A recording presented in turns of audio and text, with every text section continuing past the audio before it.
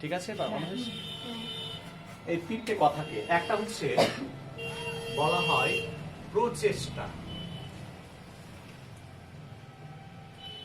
তারপরেটাকে বলা হয় ক্ষমতা, তারপরেটাকে বলা হয় ভাগ্য, তারপরেটাকে বলা হচ্ছে সৃষ্টিকে বলা হচ্ছে সাফল্য।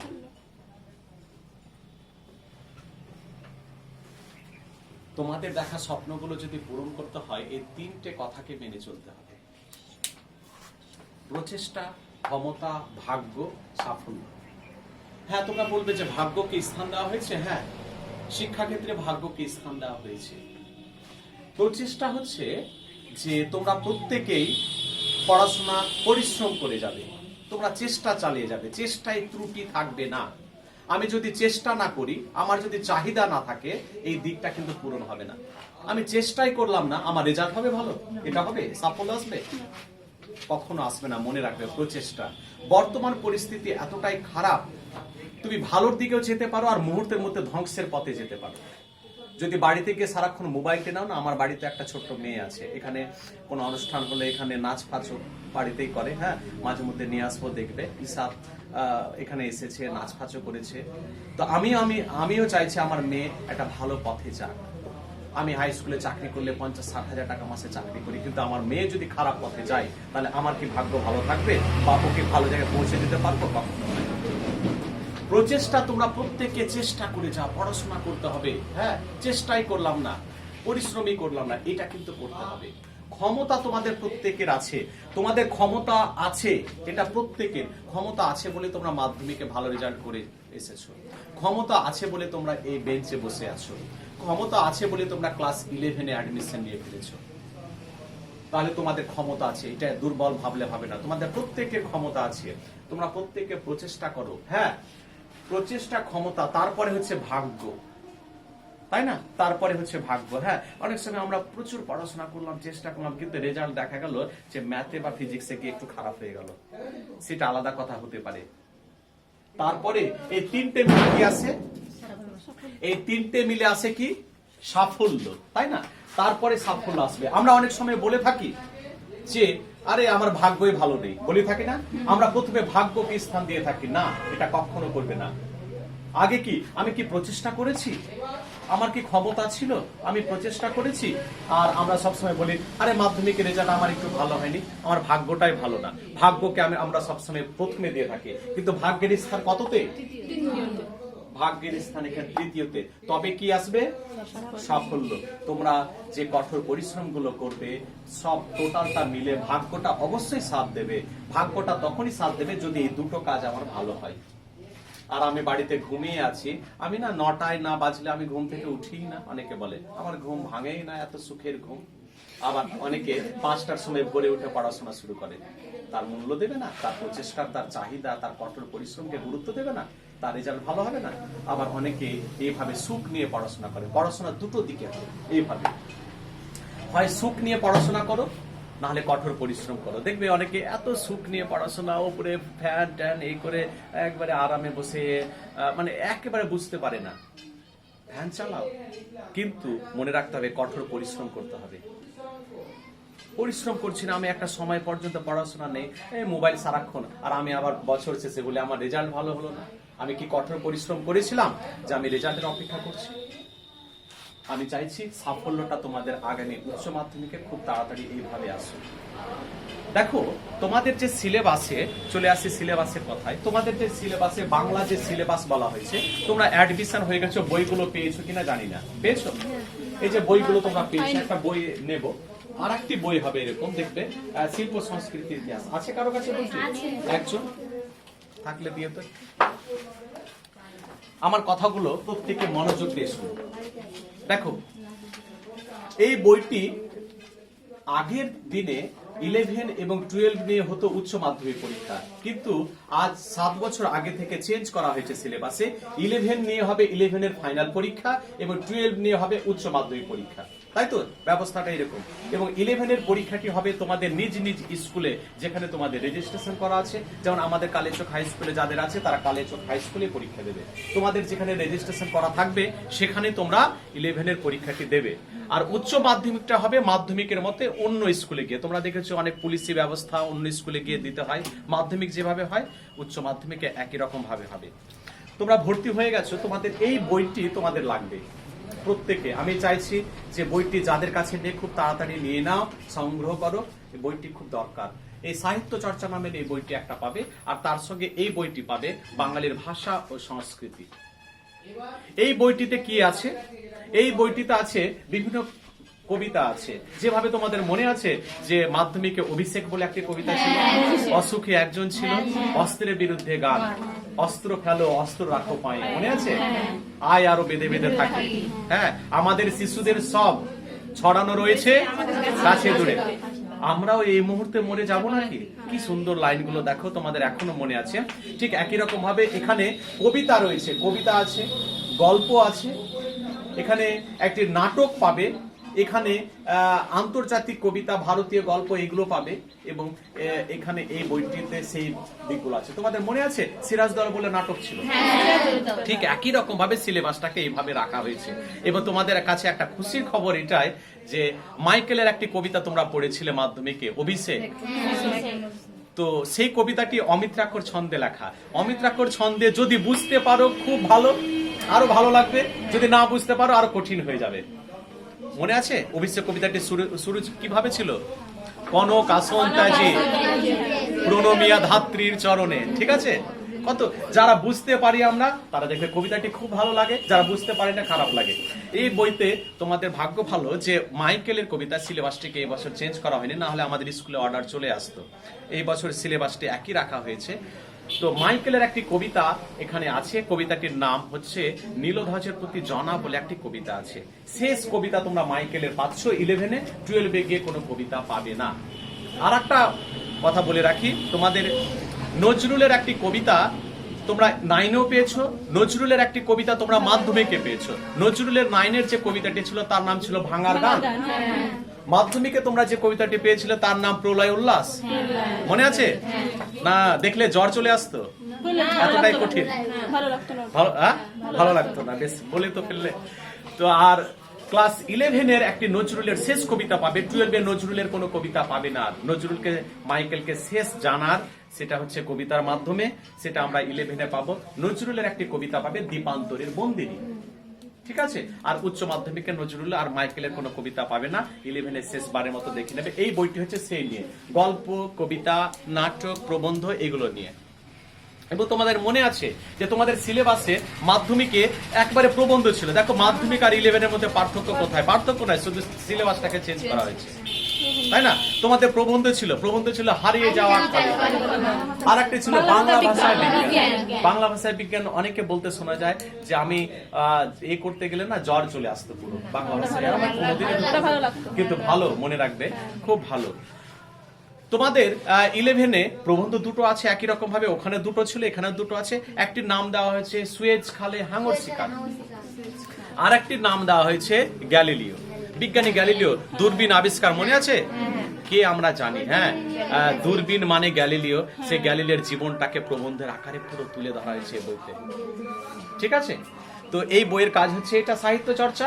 আর এই বইতে কি আছে? আর একটি বই আছে, এই বইটি আমি পরে শুরু করব, আগে সাহিত্য চর্চা। এই বইতে কি আছে? বাঙালির ভাষা সংস্কৃতি। বাঙালির সংস্কৃতিকে যদি জানতে হয় তাহলে আমাদের বাঙালির সংস্কৃতিকে জানতে গেলে 3টে যুগে যেতে হবে আমাদের। একটির নাম হচ্ছে আদি যুগ, আর একটির নাম হচ্ছে মধ্যযুগ, আর একটি নাম হচ্ছে আধুনিক যুগ। আমরা কোন যুগে বাস করছি? আধুনিক যুগে। আধুনিক যুগটা শুরু হয়েছে কোন সাল থেকে? 1760 সালের পরে শুরু হয়ে গেছে। এই যে রবীন্দ্রনাথ, নজরুল বা মাইকেলের কথা জানি, এটা আদি যুগের কবি এরা, মধ্যযুগের কবি না আধুনিক যুগের কবি? মধ্যযুগের কবি। কেন? 1760 সালের এদের আগে জন্ম। রবীন্দ্রনাথ পৃথিবীতে এসেছেন 1861 সালে, মাইকেল এসেছেন 1824 সালে। এরা হচ্ছে কোন যুগের কবি? হ্যাঁ, আমরা যুগই জানলাম না। 3টে যুগ আছে বাংলায়, একটা হচ্ছে আদি যুগ, একটা হচ্ছে মধ্যযুগ, একটা হচ্ছে আধুনিক যুগ। এই 3টে যুগ নিয়ে এই বইতে আলোচনা আছে।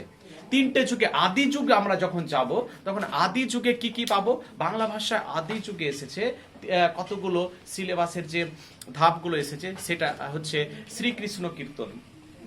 তোমরা অনেকে জানো কৃষ্ণের যে জন্মকাল, কৃষ্ণের যে বেড়ে ওঠা, কৃষ্ণ কিভাবে কথা বলতো, কৃষ্ণ কিভাবে মানুষকে সহযোগিতা করতো, কৃষ্ণের পুরো জীবনটাকে শ্রীকৃষ্ণ কীর্তন কাব্যে দেখানো হয়েছে। তাহলে শ্রীকৃষ্ণ কীর্তন কাব্যটি কোন যুগের? আধুনিক যুগের না আদি যুগের? আদি মধ্য যুগের এগুলো। হ্যাঁ, আর একটি পাবো মঙ্গল কাব্য, মনসা মঙ্গল। এখন গ্রামগঞ্জে মনসার গান হয়, মনে আছে মনসার গান?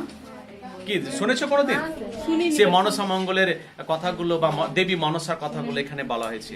শুধু সেটা কেন, মুসলমান কবিদের কথা বলা হয়েছে, তাই না?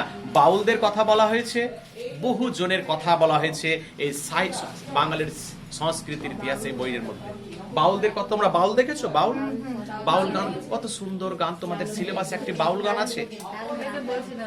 তো এই দিকগুলো আলোচনা হয়েছে বাঙালির সংস্কৃতির মধ্যে। আর একটা কথা বলে রাখি, এবং এই বইতে আমরা আর একটা কি জানবো? এই বইতে জানবো আমরা রবীন্দ্রনাথকে নতুন রূপে জানবো, আমরা মাইকেলকে জানবো, মাইকেলের কাব্যকে জানবো, আমরা নজরুলের কবিতা বা কাব্যগ্রন্থকে জানবো, তাই না? আমরা নাট্য সাহিত্যকে জানবো, আমরা উপন্যাস সাহিত্যকে জানবো, তাই না? আচ্ছা, তোমাদের একটি ছিল কোনি বলে মাধ্যমিক। আচ্ছা, কোনিটা কি? কবিতা, নাটক, প্রবন্ধ, উপন্যাস কি? কোনিটা হচ্ছে উপন্যাস। এই উপন্যাস কাকে বলে বলো তো? বলো তো। অনেক গল্পকে একসঙ্গে, অনেক গল্পকে একসঙ্গে নিয়ে উপন্যাস, কেমন কথা হলো এটা? এই পাশের জন পারবে উপন্যাসটা কি? তাহলে কোনি শেষ করে ফেললে, মাধ্যমিক পাস করে গেলে কেউ যদি জিজ্ঞেস করে এই কোনি যে পড়লে ওটা উপন্যাস, কেন রে ওটার নাম উপন্যাস কেন রে? তখন দেখবে গায়ে আমাদের জ্বর চলে এলো, বলতে পারি না। হ্যাঁ, হ্যাঁ, জীবন সম্বন্ধে, কারো একটা জীবন সম্বন্ধে লেখা হয়, তার জন্য উপন্যাস। কেন গ্যালিলিওর জীবনটাকে দেখানো হয়েছে, ওটা আবার প্রবন্ধ কেন হয়ে গেল? ওটাও তো উপন্যাস হতে পারে।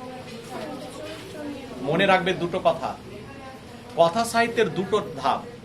একটা নাম দেওয়া হয়েছে ছোট গল্প, আর একটি নাম দেওয়া হয়েছে উপন্যাস। মনে রাখবে দুটো কথা। ছোট গল্প অদল বদল ছিল না, ছিল না? জ্ঞানচক্ষু ছিল না, ছিল না? আচ্ছা, ওটা উপন্যাস না ছোট গল্প? ছোট গল্প তাকে বলা হয় যে গল্পটি পাঠক মনে শেষে একটা অতৃপ্তি ভাব থাকে, শেষ হয়ে হইল না শেষ, পাঠক মনে একটা অতৃপ্তি ভাব থেকে যায় ছোট গল্প পাঠে। এবং ছোট গল্প খুব কম সময়ের মধ্যে পড়ে শেষ করা যায়। কোনিকে তুমি 1 ঘন্টার মধ্যে পড়ে শেষ করতে পারবে? একটা সময় ধরে পড়তে হবে। কিন্তু পান্নালাল প্যাটেলের অদল বদল আমরা জ্ঞানচক্ষু কি আমরা মনে করলে 1 ঘন্টায় শেষ করতে পারবো না? 1/2 ঘন্টায় পড়ে শেষ করতে পারবো না? তাহলে ছোট গল্প হচ্ছে কম সময়ের মধ্যে শেষ করা হয়, এবং এখানে পাঠক মনে শেষে কি ভাব থাকে? অতৃপ্তি, তৃপ্তি পায় না। তৃপ্তি পায়? তৃপ্তি পায় না। এটি আরো খুব সহজ ভাবে বুঝিয়ে দিই। তোমরা সালমান খানের একটা সিনেমা দেখেছো, তেরে নাম? দেখেছো? আচ্ছা, তেরে নাম সিনেমায় শেষে দেখবে যে তার যে চরিত্রটি, রাধে বলে একটা চরিত্র থাকবে, এবং সে একটা পাগলের চরিত্র অভিনয় করবে। আর শেষটায় দেখা যাচ্ছে নায়িকা চরিত্রে যে থাকবে, সে যখন মারা গেল তখন সে আবার পাগলখানে তাকে নিয়ে যাওয়া হচ্ছে। দেখবে হাতে শেকল ফেকল বাঁধা আছে না, এবং প্রচন্ড শরীর খারাপ, তাকে আবার ধরে নিয়ে যাওয়া হচ্ছে।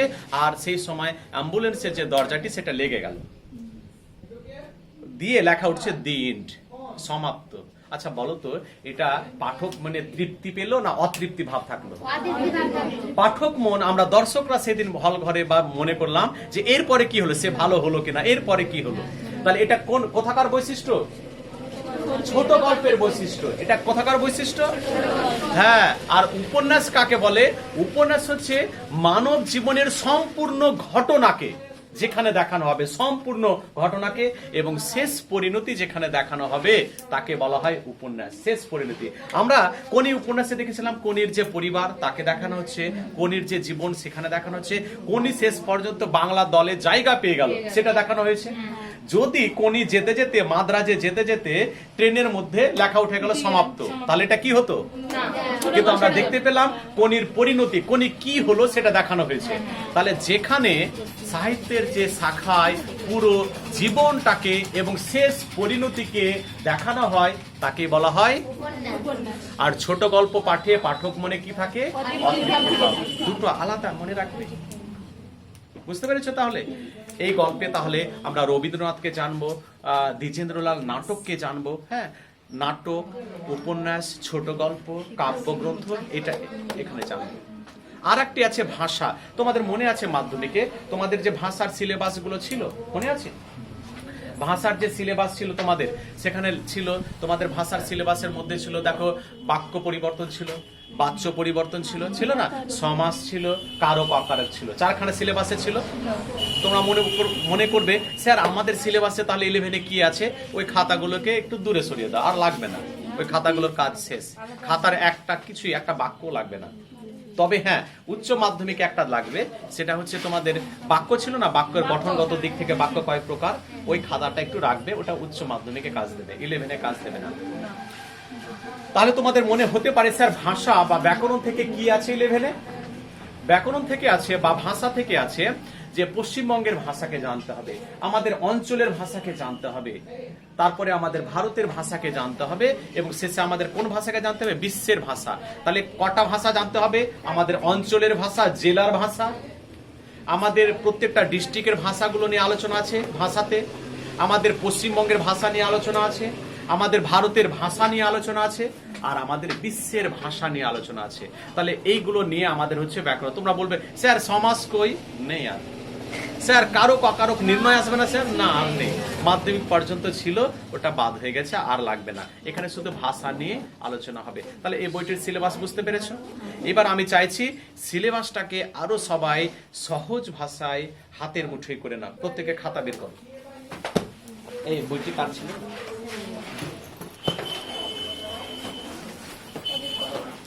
সিলেবাসটাকে আরো সহজ ভাষায় বুঝিয়ে দিই। অনেকে দেখবে আমরা সিলেবাসই বুঝতে পারলাম না, তাহলে কিভাবে এগিয়ে যাব? আমাদের একটা পথ তো দরকার যে আমরা সিলেবাসটাকে এইভাবে গিয়ে সহজ পথে এগিয়ে যাব।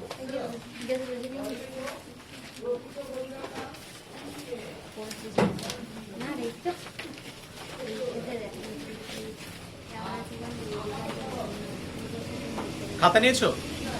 প্রথমে লিখে নাও একাদশ শ্রেণী, তার পাশে বা নিচে লিখে নাও বাংলা সিলেবাস। সিলেবাসটাকে আগে জানো। একাদশ শ্রেণী বাংলা সিলেবাস।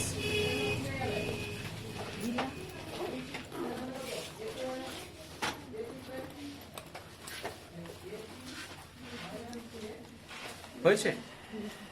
আচ্ছা, প্রথমে একাদশ শ্রেণী বাংলা সিলেবাস লিখেছো তো? এবার প্রথমে 1 দিয়ে লেখো গল্প। তোমাদের সিলেবাসে প্রথমে আছে গল্প।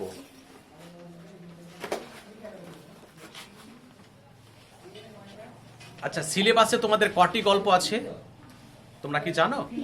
তোমাদের 11-এর সিলেবাসে কটি গল্প? 3টে।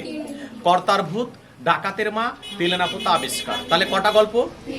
3টে গল্প। আর 3টে গল্প থেকে প্রশ্ন কিভাবে হয় জানার ইচ্ছে হয় না? যে স্যার এখান থেকে এমসিকিউ কটা থাকবে, এসিকিউ কটা থাকবে, বড় প্রশ্নে বা কটা আসবে। আমরা যদি এটাই না জানি তাহলে পরীক্ষা দেবো কি করে? আচ্ছা, 3টে গল্প মিলিয়ে পাশে লেখো এমসিকিউ। লেখো এমসিকিউ। এমসিকিউ বোঝো তো? 4টের মধ্যে কোনটা ঠিক? তোমরা যেটা মাধ্যমিকে করে এসেছো এমসিকিউ।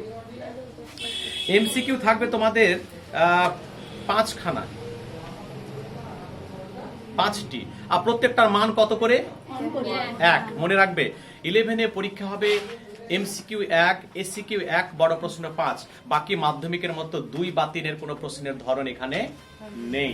মনে রাখবে 2, 3-এ কোনো প্রশ্ন হয় না, 4-এ হয় না, শুধু 1, 1 হয় আর 5 হয়। তাহলে এমসিকিউ কটা থাকবে? 5। তারপরে লেখো এসিকিউ। এমসিকিউ নিচে লেখো এসিকিউ। এসিকিউ কোনটা? 1 নম্বরের। কটা বাক্য? 2টো বাক্য বা 2টো লাইন, 20টি শব্দ বলা হয় যাকে। তাহলে এসিকিউ মনে রাখবে 2টো লাইনের বেশি হবে না। কারণ তোমরা বলবে স্যার কেন 3খানা লাইন লিখলে আপত্তি কি? 3খানা লাইন লেখার মতো জায়গায় থাকবে না, কারণ এইচএসএ মনে রাখবে প্রশ্নে উত্তর দিতে হবে। প্রশ্নে উত্তর দিতে হবে। 11-এ দিতে হবে না, কিন্তু এইচএসে দিতে হবে। সেই জন্য তোমরা 11টাকে প্রস্তুতি নিয়ে নাও, দুটো লাইন লিখে। বুঝতে পেরেছো? হ্যাঁ, না প্রস্তুতি নিয়ে যেতে হবে, সেটাই তো ভাবনা। পরীক্ষায় তোমাকে কি পরে প্রশ্ন চেঞ্জ করে দেবে? আমরাই তো দিই না প্রশ্ন চেঞ্জ করে, ভুল হয়ে গেলে প্রস্তুতি নিতে হবে। হ্যাঁ, না জায়গায় তো নেই, কোথায় লিখবে? একটাই তো জায়গা দেওয়া হয়েছে, প্রশ্ন করা হয়েছে, তার নিচে জায়গা। আমি পরের দিন দেখাবো। হ্যাঁ, কোথায় লিখবে আমাকে দেখাবে। হ্যাঁ, আরো বুঝিয়ে দেবো। এখন প্রথম দিন ক্লাসে আমার বাংলার ক্ষেত্রে আছে, এই ইংরেজির ক্ষেত্রেও আছে সম্ভবত। হ্যাঁ, বাকিগুলো বলবে তাদের স্যাররা বলবে ফিজিক্সে হবে কিনা। হ্যাঁ, আমি বাংলাটা বললাম, প্রশ্নে উত্তরে এইচএসএ দিতে হবে। তারপরে এই হলো এসএ কিউ লেখো। এসএ কিউ আসবে দুটো, আর বড় প্রশ্ন 5-এ আসবে একটি। টোটাল কত হলো? এমসিকিউ 5, এসিকিউ 2, আর বড় প্রশ্ন একটি 5-এ। তাহলে টোটাল কত করে? টোটাল করে নাও 12। এই বড় প্রশ্নটা লেখো, ব্রড। বড় প্রশ্ন একটি 5-এ 12। তাহলে দেখো সিলেবাসে, তোমাদের সিলেবাসটাকে সহজ ভাষায় আরো করে দিই। দেখো এমসিকিউ 5খানা, মানে 3টে গল্প আছে, তাহলে যে কোনো দুটো গল্প থেকে আরো হবে। 3টে গল্প থেকে এমসিকিউ করবে, আবার যে কোনো দুটো গল্প থেকে আরো বেশি করবে। আর এসিকিউ আছে না, 3টে গল্প থেকে একটা একটা করে করলাম, আর দুটো প্রশ্নে কি করবো? আবার কোনো দুটো থেকে একটা একটা করে করবো, তাহলে 5খানা হয়ে গেল। আর এসে কিউ কটা হচ্ছে? দুটো। 3টে গল্পের মধ্যে যে কোনো দুটো গল্প থেকে এসে কিউ করবে, করা হলো। এবং বড় প্রশ্ন তোমাদের বলে রাখি, বড় প্রশ্ন তোমাদের সিলেবাসে কটি গল্প সহজ ভাষায় নেবে, অন্য কারো বুদ্ধি নেবে না, নিজের ভাষায় বুঝতে শিখবে। অনেকে দেখবে বেশি পড়াশোনা করে অথচ রেজাল্ট ভালো নেই, আবার অনেকে বুদ্ধি দিয়ে খাটে, বিশেষ করে শহরের ছেলেমেয়েরা, তাদের রেজাল্ট কিন্তু অনেক ভালো। দেখবে অনেক তোমাদের থেকে কম খাটে, আমাদের থেকে কম খাটে, কিন্তু রেজাল্ট ভালো। কারণ কি? তারা বুদ্ধিগুলো ফলায়। কিভাবে ফলায়? এখানেও বুদ্ধি ফলানোর জায়গা আছে। সিলেবাসে কটি গল্প বলো? আচ্ছা, বড় প্রশ্ন 3টে গল্প থেকে মিলিয়ে বড় প্রশ্ন কটা করবে? একটা। পরীক্ষাতে কটা থাকবে? কটা থাকবে? করতে হবে কটা? আচ্ছা, যে কোনো 3টে গল্পের মধ্যে আমার যে গল্পটি খারাপ লাগছে, ওখান থেকে বড় প্রশ্ন যদি আমি বাদ দিয়ে দিই, কোনো আপত্তি আছে? আপত্তি আছে? আমাকে বোঝাতে পারবে লাভ কি হবে? কিছুই লাভ হবে না, সময়টি যাবে, সিলেবাসটা বড় হয়ে যাবে, মাথায় বেশি একটা চাপ পড়ে যাবে। তো আমি চাইছি সিলেবাসটাকে সহজভাবে এগোতে, না কঠিন ভাবে? বোর্ড যেখানে তোমাকে অপশন দিচ্ছে, তুমি নেবে না কেন? এমসিকিউ এসিকিউ আমরা 3টে গল্পই করব।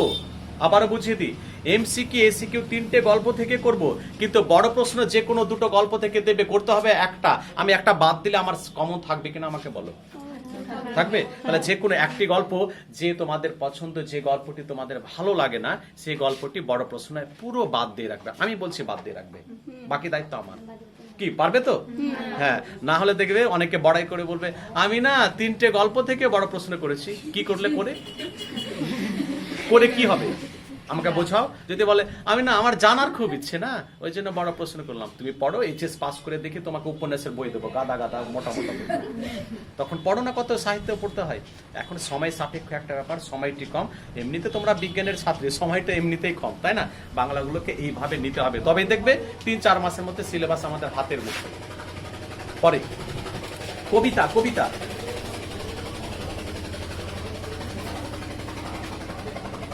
কবিতা। আচ্ছা, তোমাদের সিলেবাসে কটি কবিতা আছে জানো? 4টে কবিতা। সিলেবাসে কটি কবিতা? আচ্ছা, এমসিকিউ লেখো। কবিতা থেকে এমসিকিউ কিভাবে করবে? MCQ 4, SCQ 4। তাড়াতাড়ি লেখো। MCQ 4, SCQ 4। আর বড় প্রশ্ন, বড় প্রশ্ন দুটো আসবে, 5-5 করে, 10। 5 into 2 10। কত পেলে এখানে দেখো তো, টোটাল করো। সব থেকে বেশি নম্বর থাকবে বাংলা সিলেবাসে কবিতা থেকে। 18 হচ্ছে না? সব থেকে বেশি। এবার দেখো 4টে যদি কবিতা, তোমাদের সিলেবাসে কটি কবিতা আছে? আচ্ছা, 4টে কবিতা থেকে একটা একটা করে ভাগে এমসিকিউ পেলাম। দেখো, মিলিয়ে দেখো, বুঝে নাও নিজের মতো করে। আচ্ছা, 4টে কবিতা থেকে একটা একটা করে সব জায়গা থেকে এসিকিউ পেলাম।